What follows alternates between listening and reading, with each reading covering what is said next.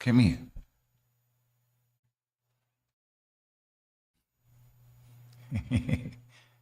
Hey, moi.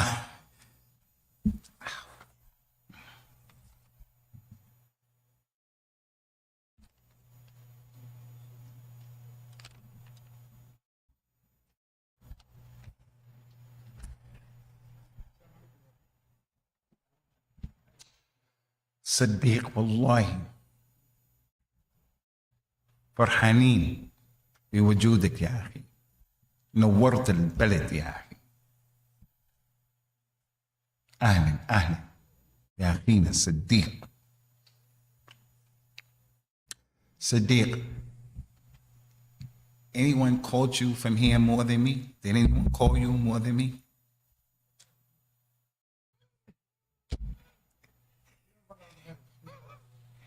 عبد الغني، أنا اتصلت بك نيابة عن الجارية كلها.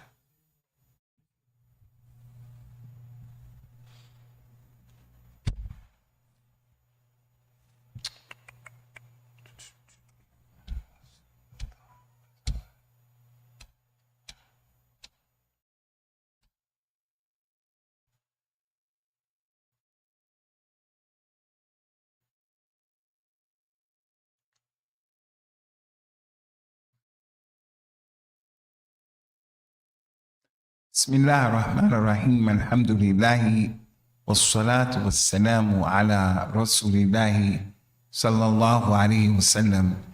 So today, Akhwani, in the khutba to Jumu'ah, we mentioned the issue of the evil of Gheebah. And I have to say, alhamdulillah, after the khutbah, I didn't have any kalam with anyone about someone else or this or that. And then I went home, I came back, I went home, I came back, and I didn't have that kalam. I hope that it continues like that, and we have to make jihad. That if anybody talks about someone else to us, it's because there's a religious reason that we want to address, a real religious reason. So today in the khutbah to Jumu'ah, we mentioned 5 reasons why it's permissible to talk about people, and they don't like what you're saying about them, but it is not a gheebah. We mentioned 5.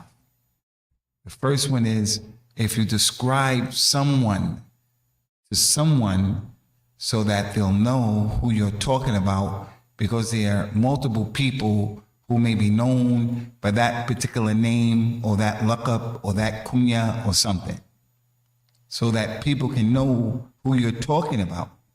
There were 2 men who behaved very ignorantly in the community with the Prophet sallallahu alaihi wasallam, and he said, "La udun anna fulanan wa fulan yafqahani aw ya'rifa min dinina shay'an." I don't think that these 2 people know anything about our religion. And he called them fulan, but everybody knew who he was talking about, sallallahu alaihi wasallam.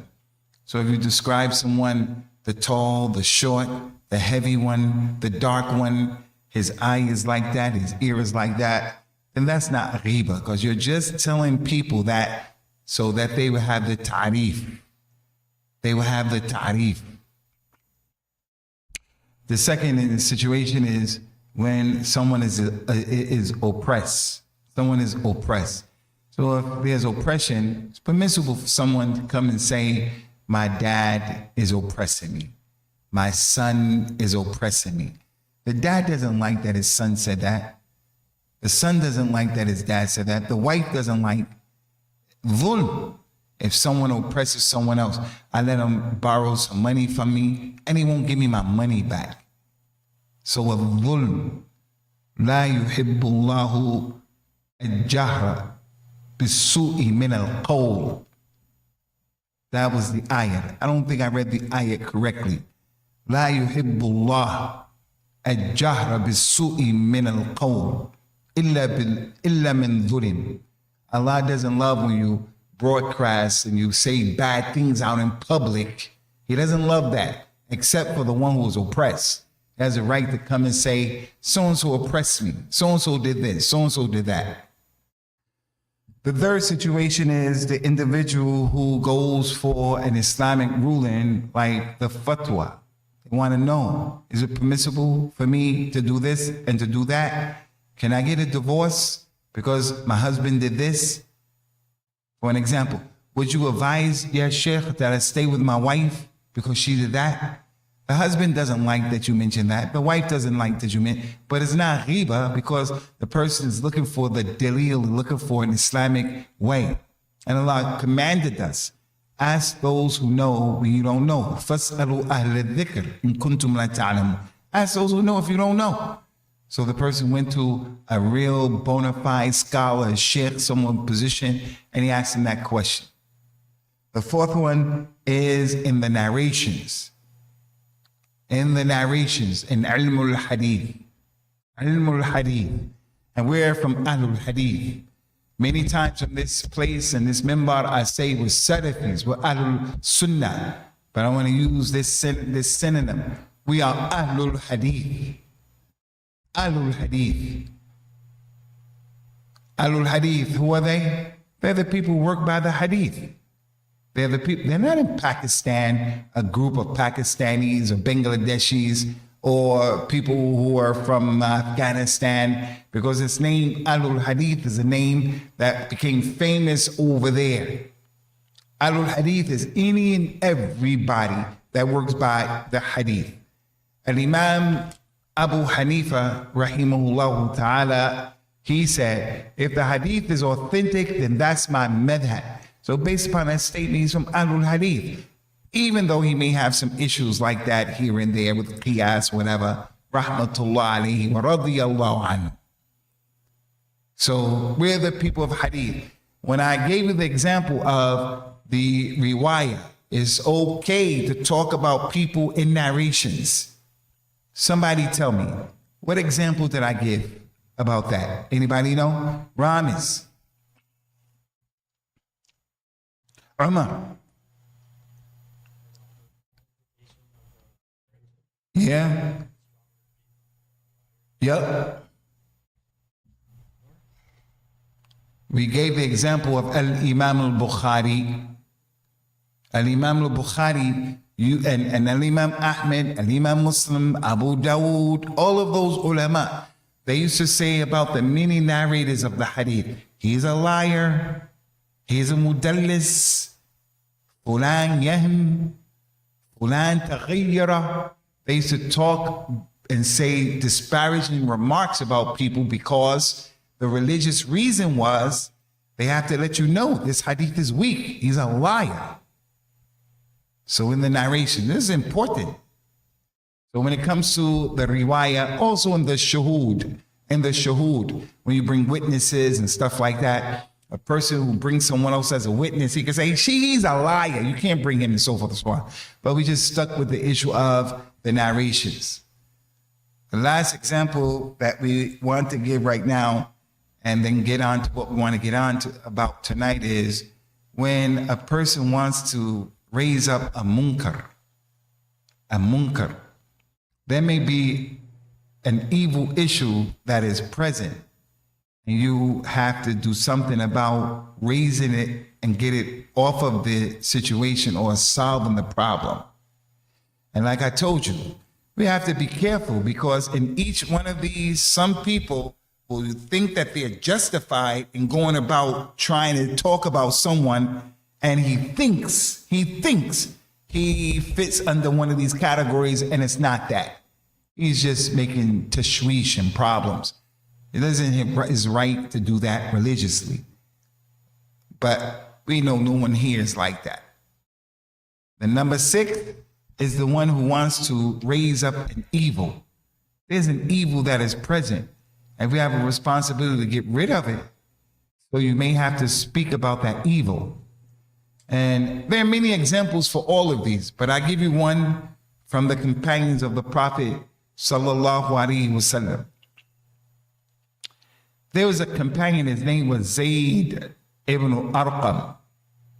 He was traveling with the Prophet sallallahu alaihi wasallam. It was very hot, and it was very difficult, and they didn't have a lot of money, and they didn't have a lot of provisions. And one of the munafiqeen, the leader of the munafiqeen, Abdullah, ibn Sulul, ibn Ubay ibn Sulul, the leader of the Munafiqeen. They used to travel with the Muslims and they used to hate traveling. And they used to always make a lot of problems. But they traveled on this difficult trip, and Zayd ibn Arqam, radiyallahu anhum, was there and hearing distance. He wasn't ear hustling. He just happened to be there. Ear hustling is when someone's talking in your presence and you're listening to it. He wasn't doing that. He just was there, and they said that. They had said about the companions in Rasulullah sallallahu alaihi wasallam, هم الذين يقولون لا تنفقوا على من عند رسول الله حتى ينفضوا. They were traveling, and one of them said, don't spend and give sadaqah on these people. They didn't have any money. Abdullah ibn Ubay ibn Sulul said, don't give any sadaqah. Don't give any money to Muhammad until the people disperse from him. And Zayd ibn Arqam heard that. That's a munkar. That's a munkar. Allah mentioned another ayat of the Quran, يَقُولُونَ لَإِنْ رَجَعْنَا إِلَى الْمَدِينَةِ لَيُخْرِجَنَّ الْأَعَزُّ مِنْهَا الْأَذَلَّ. They said, when we get back to Medina, the rich from amongst us, the munafiqun, we're going to throw these poor, these lowly ones out. We're going to get them out. Zayd ibn Arqam heard that. He went to the Nabi sallallahu alaihi wasallam and he said, Ya Rasulullah, Abdullah ibn Ubay ibn Sulul said this and this and that and that. Abdullah ibn Ubay ibn Sulul didn't like that. He didn't want that. Rasulullah said, did you say that? He said, no, Zayd is a liar. He's lying. And then Allah revealed those ayat showing Zayd spoke the truth, and those munafiqun, they were lying. So Zayd ibn Arqam was trying to solve an issue, and this happened many times with the companions. When they were traveling and they needed to be united, the munafiqeen used to always make trouble and say things like that. Always. Always. And whenever a companion heard it, he would go to the Nabi and said, they said this. Before going on to the next point, it's really important. You know, in the African American community and in popular culture, they say snitches get stitches. Don't snitch. Snitch. Now that's not an Islamic principle. If someone says something that's going to harm the ummah, we're going to rat you out. We're going to snitch on you. If you're doing something that's going to harm our community and harm al-Islam, I don't care who hear what I say and they don't like what I'm saying. Because the religion is more important than any of these principles that's not from our religion. Snitches get stitches. So now, no matter what, you can't talk about it. That's an African American culture, and it's not even real. As soon as you go to prison or whatever, those streets don't have no love for you, no love for you. If anybody knows that you did something to save his own neck, he's gonna rat you out. We're telling people straight up. If someone says something, and this used to happen in the UK all the time, people would come and talk to the Shabab. We want you to go do this. We're going to kill this one. We're going to blow this. No, we're going to rat you out. We're going to tell the authorities on you.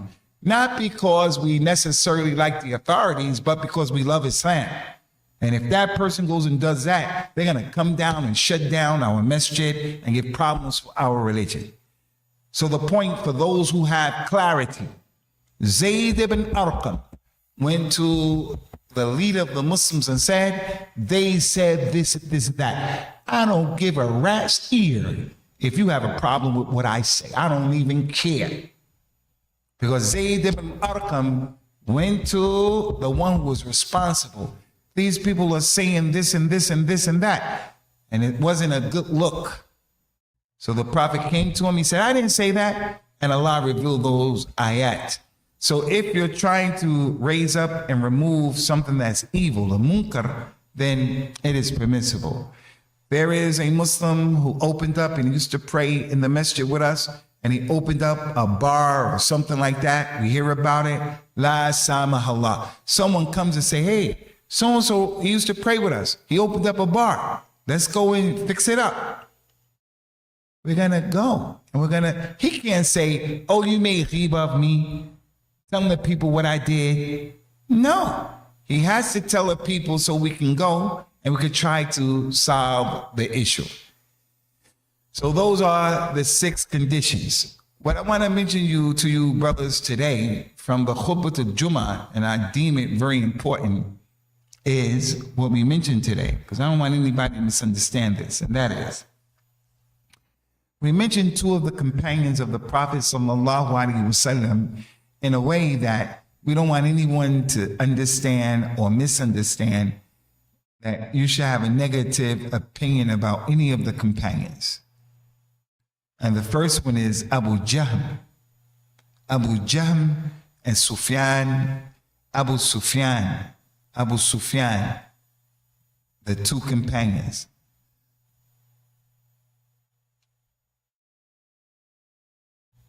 Abu Jahm, Rasulullah said, sallallahu alayhi wa sallam, to the lady Fatima bint Qais, don't marry Abu Jahm because he hisses women.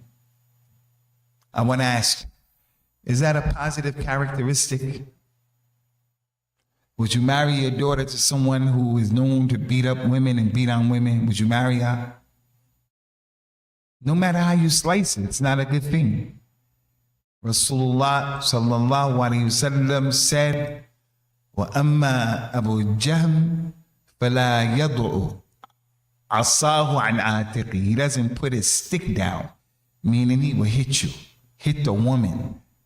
Some of the scholars of Islam tried to give ta'wil of that, a different tafsir of that, to make it mean he doesn't hit women, but it means he travels a lot. That's the tafsir of some of the ulama, trying to save the honor of the scholar, of the companion. He is kathiru safar. I think most of you, with an exception, just a few exceptions, most of you, how many of you heard of Charlie Brown? Charlie Brown, on Charlie Brown, they had one of the guys in Charlie Brown used to have his stick, and you travel with your stick. You know what I'm talking about? Any of you? Huh? The dog. Snoopy ain't got no stick, man. Snoopy was a dog. Huh? Snoopy? Maybe. I thought it was Imus with the thing. Anyway, he had a stick. And way back in the day, in America, the kid wants to run away, he'll pack his things in like some cloth and tie it onto a stick, and he's gonna run away, and only 1 or 2 blocks. And that was something that the Arabs had in their culture. So the scholar said the meaning that he won't put his stick down is that he traveled a lot. So the lady used to complain about him a lot, or his wives.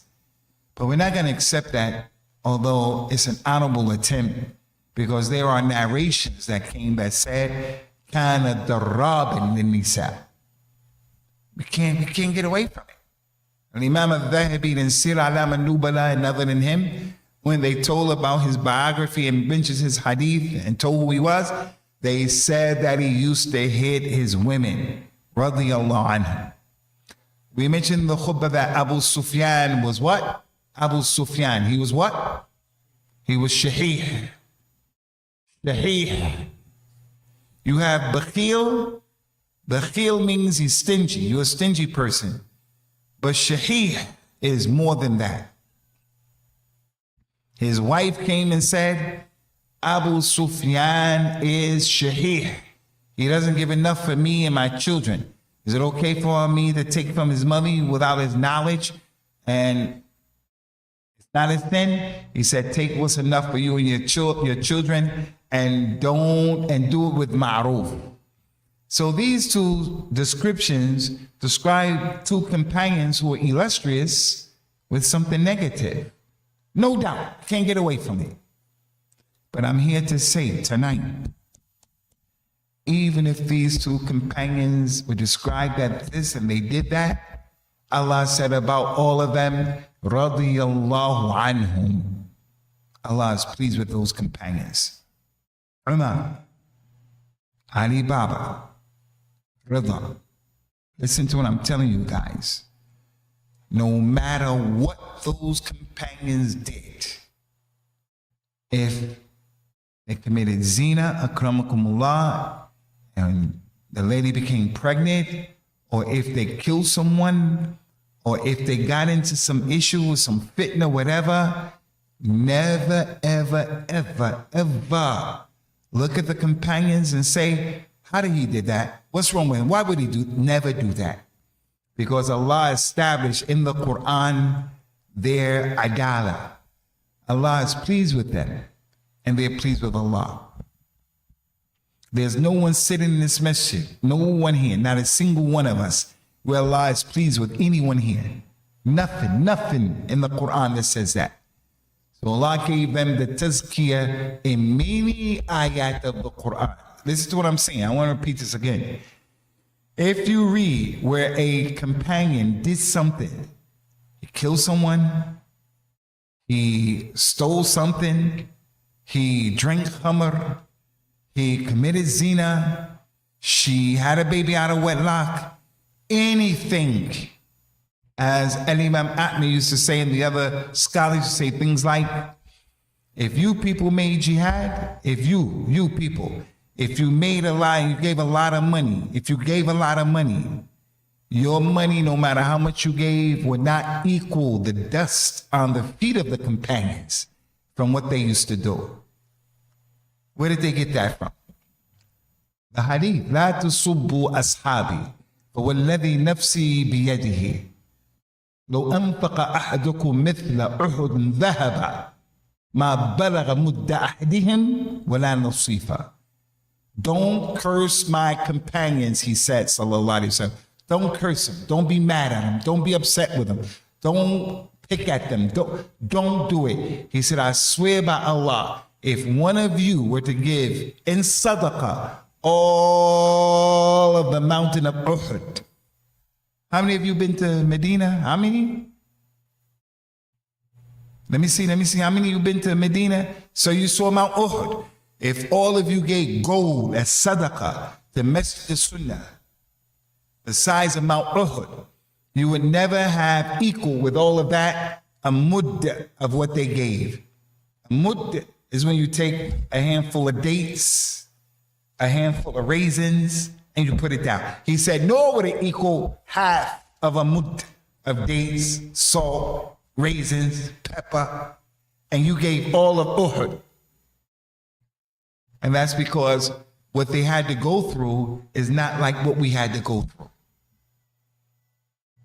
What they went through is not like what we went through.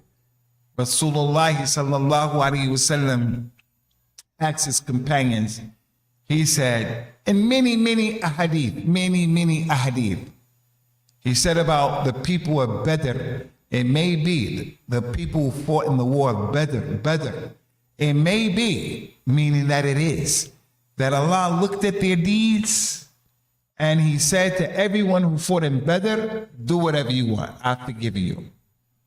Because there were some people from the battle of Badr that did some stuff. Like one of the companions. He went and told the non-Muslims, Rasulullah is coming to get you, you better get ready. And he participated in the war of Badr. Al-Wala wa Bara. He went and told them, Rasulullah is coming. Rasulullah is coming, you got to get ready. And Jibril told Rasulullah what had happened. And then he said to that man, why did you tell them that? Why did you make them ready? They could kill us. Why did you? He said, Ya Rasulullah, all of your companions with the people of Mecca, they have relatives, they have people who are going to look out for their interests. I have no one who's going to look out for my interests, my wealth, my property, my family. So I thought if I told them that, I thought if they would give me a break. I'm going to say, Ya Rasulullah, let me chop his neck off. He's a munafiq. Helping the non-Muslims against us. We're trying to do a sneak attack, and he did that. Let me chop his neck off. Rasulullah said, no, Umar. It may be that Allah said, he's a person who participated in the battle of Badr. Allah said to all the people of Badr, do whatever you want. I have forgiven you. So those companions are not like the people who came before. And that's why we say in this dawah that we call to and want to be upon, our religion has to be a religion in which we raise those companions up. They were the ones who Allah revealed the Quran on his Nabi sallallahu alaihi wasallam, and it was revealed because of them. Things that were going on with them. Like this ayat with Zayd ibn Arqam, and all of these ayat and surah of the Quran. In addition to that, from what we benefit from this hadith, and it's also really important as well, is that Rasulullah sallallahu alaihi wasallam said, it's important, al-Muslim akhul Muslim. The Muslim is a brother of the Muslim. لا يبتاع على أخيه ولا يخطب على أخي المسلم. The Muslim is a brother to his brother Muslim. He doesn't try to undercut him when he's selling in the marketplace. So there are two Muslims and they go, and one says, I buy it for you for $10. And the guy says, I buy it for 15. The Muslim shouldn't do that. They shouldn't do that between themselves, because that's going to create animosity between the Brotherhood of Al-Islam. Just like Gheebah, someone here that you talked about him, he's going to have a problem with you. So Gheebah, Namima, he said the Muslim is a brother of the Muslim. He doesn't undercut him in trading, and he doesn't try to marry the lady who he's trying to marry. This is important. He doesn't try to marry the girl that his brother is trying to marry. Meaning, if one of us or one of you went to a family and you said to the family, I want to marry your daughter, and someone knows that he did that. If the family says, okay, we'll marry you to our daughter, okay. The nikah is going to be after 1 year, 9 months, 11 months. The next person who knows about that, he knows about it. He should never come and say, we want to marry you to your daughter, and we'll give you double the dowry, triple the dowry. And you know your brother has already did that. Not permissible. Because if a man has already tried to make the khutba and he wants to marry a girl, if you come in and you enter in that, it's going to compromise the brotherhood. Anything and everything that compromises the brotherhood has to be avoided. We have to deal with it religiously. But in the hadith of what we use today, where the lady Fatima bint Qais said, Ya Rasulullah, your two companions, two, both of them want to marry me. Abu Sufyan wants to marry, Muawiyah wants to marry me, and Abu Jahl, who hits the wind. Both of them want to marry me. Does this hadith mean that one of them has to bow out? That they are doing the haram? Because the hadith said a Muslim shouldn't try to marry the same girl that his other brother wants to marry. Are you guys with me right now? Muawiyah came, Abu Jahl came. Both of them want to marry the lady, Fatima bint Qais. May Allah be pleased with them. But there's a hadith that says, not permissible for a Muslim to try to marry the same girl that his brother wants to marry. They'll get mad at each other. And then there's drama and fitna in the brotherhood. Does this hadith, is that what's going on? No, that's not what's going on. Because both of them came and the lady didn't say yes to him and didn't say yes to him. 2 people came at the same time. 3 people, 4 people, 5 people. Especially now, 2024, the girl's profile is on the internet, and it'd be like 25 people trying to contact the wali saying, I want to marry your daughter, and it's 30 brothers, 30. Some don't have a job, some have a job, some they can speak English, some can't speak English, some are educated, some not educated. It's a lot of people, not 2, it's 15, 20 at the same time. Rasulullah sallallahu alaihi wasallam said to the lady, he has this issue, don't marry him. He has that issue, don't marry him. Instead, Rasulullah introduced a 3rd person. Marry Usama ibn Zayd.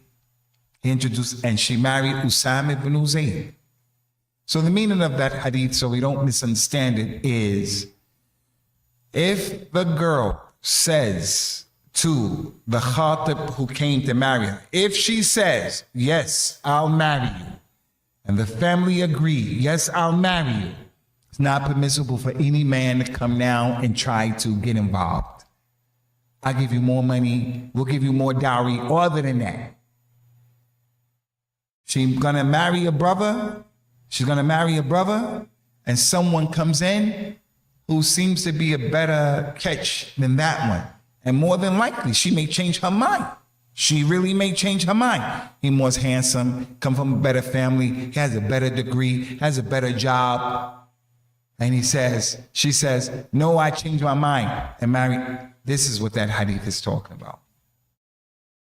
But if they didn't give the okay, the muwafaqa, the agreement, then it is something that can be done as long as they didn't give the agreement. So that's one of the benefits of that hadith of Fatima bint Qais. May Allah be pleased with all of the companions of the Nabi sallallahu alaihi wasallam. So this is what we wanted to add on to the khutbah from today. After the khutbah, put that khutbah on the side. Want to make a correction. The other day we made a correction, but we want to do it again in public because maybe the people in public didn't hear. First correction is when we were talking about the khasa'is, the special qualities of the Nabi sallallahu alaihi wasallam, because I'm gonna die soon. I'm dying. When I check out of this joint, I don't want to be held responsible for saying something that was incorrect. We mentioned that from the special characteristics of Rasulullah sallallahu alaihi wasallam, he would be the first one Yawm al-Qiyamah who would dress, put on clothes, get dressed. And that was wrong. That was wrong. So we want to go public and say the first person who will be dressed Yawm al-Qiyamah is who? Ibrahim, the Khalil of Allah. Ibrahim, not Rasulullah. Second of all, we had mentioned as well in the As-Sunnah class about the Shafa'at al-Uzma, the great Shafa' intercession. Rasulullah sallallahu alaihi wasallam, we mentioned, will give Shafa'at to the people of this ummah, Yawm al-Qiyamah. And it's the Shafa'at al-Uzma, the big one, the big one. But the Shafa'at al-Uzma is not only for this ummah. The great intercession, the big one, that no prophet, no messenger shares with him in that, the biggest one is when all of the people will come who had Iman. Adam's people, Noah's people, all of the people will come. And they will have their issues and they'll be afraid. They say, which one of the prophets, which one that we can go to in order to get out of our situation? And they'll go to Noah, to Adam. He said, I can't do it. They'll go to Noah. He said, I can't do it. They'll go to Ibrahim. He said, I can't do it. They go to Musa. He said, I can't do it. They'll go to Isa. He said, I can't do it. Go to Muhammad. And then they'll go to Rasulullah sallallahu alaihi wasallam, and Rasulullah will make the great intercession for all of the people, not just from this ummah, not just from this ummah. So we wanted to clarify that for the people who didn't hear the clarification amongst our community and class members. You guys got that? So the other day in the class of Usul Sunnah, Munkar and Nakir, when the two angels come and raise you up and they say, who's your Lord? What's your deen? What you say about that man who came before you? And they say, did Abu Usama say it? What are you going to say? You're going to say he clarified it, right? Who's going to be dressed first? Ibrahim, not Rasulullah sallallahu alaihi wasallam. And the Shafa'at al-Uzma is for who? Rasulullah will have it and give it to who? Everybody, not just the people from this ummah, but the believers from all of the nations, all of them. And then they'll have the hisab. All right, brothers, if you have any questions, you can put your questions down forward, or if you have any comments or corrections, anything you remember from the previous days, you can put. Hey, تفضل. ورضي الله عنك يا أخي. Person who is under pressure, would he talk to anybody? Doesn't he talk to the person and change that rule?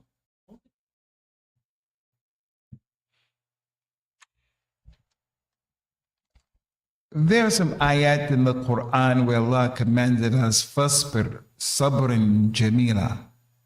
Be patient with the beautiful patience. The scholar said that the beautiful patience, and the meaning of beautiful patience, is you don't complain to every Amr, Bakr, and Zayd. You just complain for the sake of complaining. You're a person who takes public transportation to work or to school, and the bus driver is just being courteous. And when you get on a bus, he says, "Tafaddal, welcome, how are you?" And you say, "Oh, my wife did this, my children did that."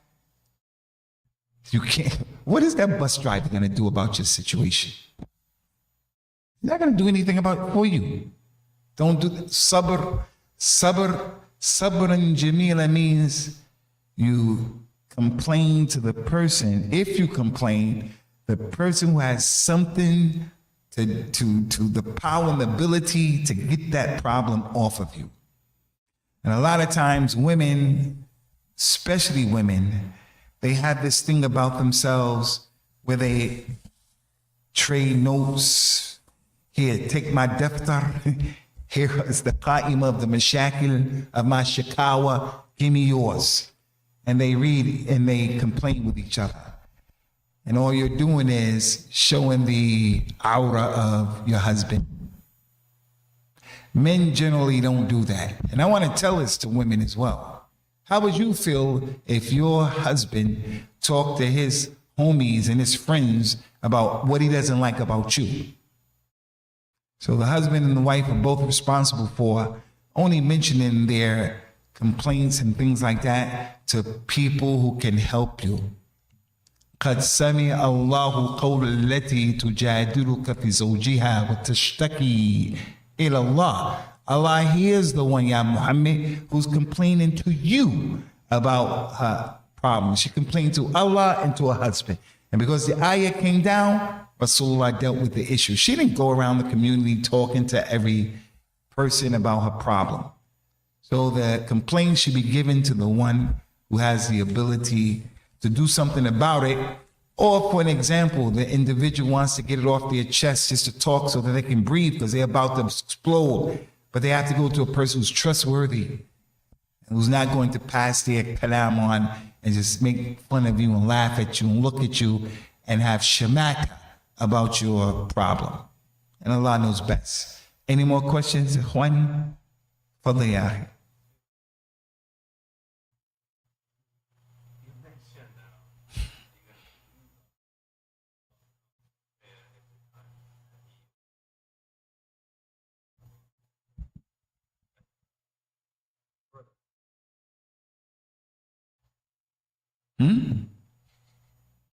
Manish. One more time.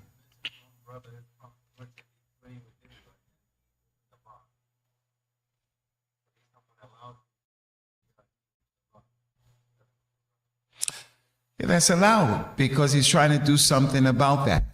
He's trying to do something about that.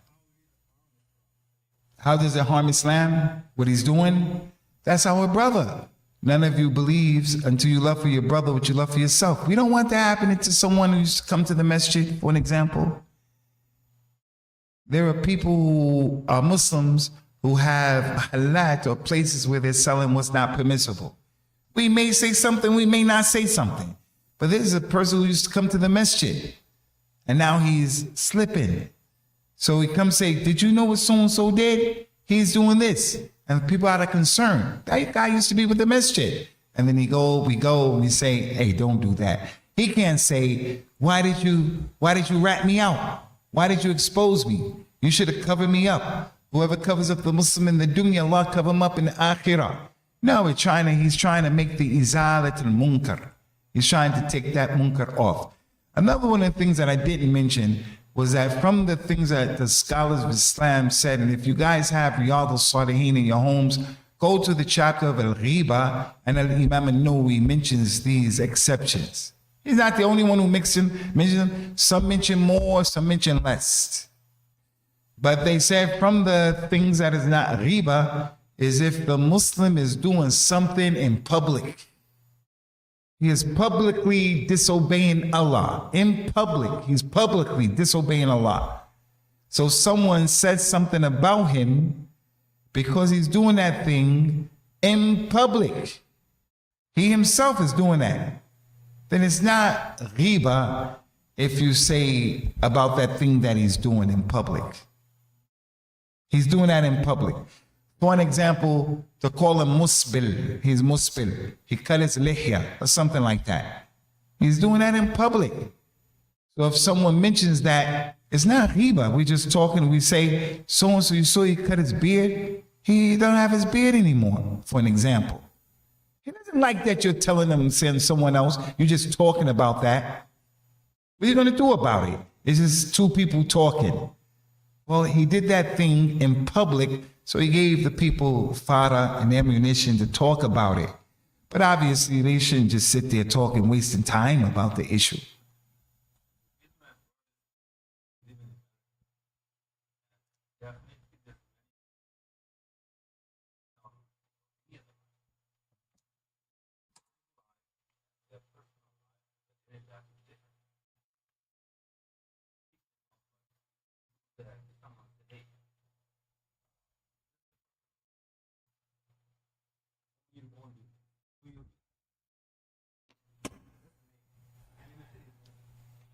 If someone said that, I mean, even if someone came and said, come with us to help to solve this issue, let's give him dawah, let's help him.